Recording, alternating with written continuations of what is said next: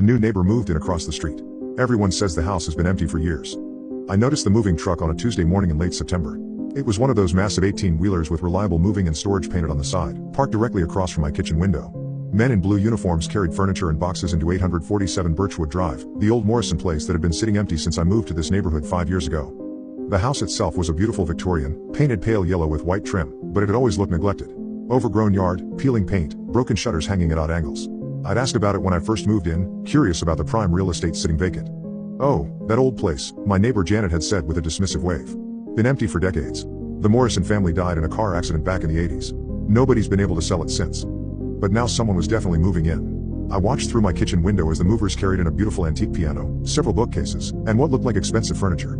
Everything appeared well maintained and purposeful, not like someone was just storing items. That evening, I saw lights on in the windows for the first time ever. The next morning, I decided to be neighborly.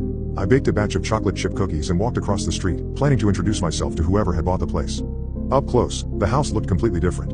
The paint was fresh and gleaming, the shutters hung perfectly straight, and the yard was immaculately maintained. Rose bushes bloomed along the front porch, and the brass mailbox gleamed like it had been polished that morning. I knocked on the front door, balancing the plate of cookies.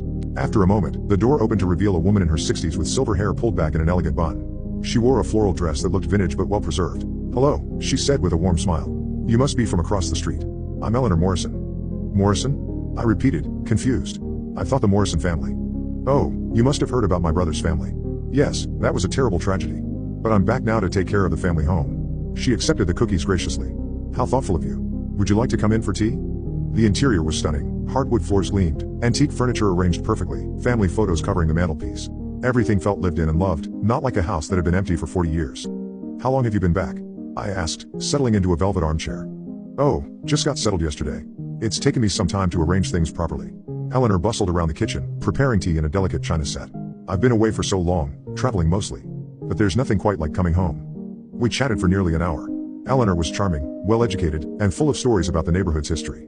She knew details about houses and families going back generations. When I left, I felt like I'd made a genuine friend.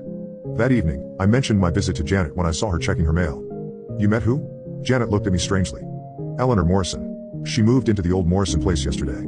Janet stared across the street at the house, which sat dark and empty as always. "What are you talking about? That house has been vacant for years. The realtor stopped by just last week to check on it." I followed her gaze. The house looked exactly as it always had, neglected, overgrown, and obviously uninhabited. No fresh paint, no rose bushes, no polished mailbox. "But I was just there this afternoon," I insisted. "I had tea with Eleanor Morrison." "There's no one living there," Janet said firmly.